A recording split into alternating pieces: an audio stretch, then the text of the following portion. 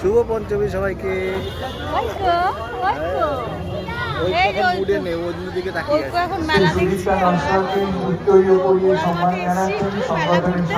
সম্পাদক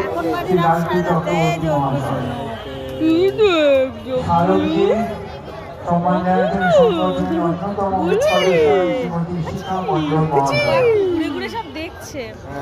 শ্রীমতী সুদীপ্তা নস্কর, শ্রীমতী শিখা মণ্ডল ও শ্রী লালটি চক্রবর্তীকে আন্তরিক প্রীতি, শুভেচ্ছা এবং অভিনন্দন।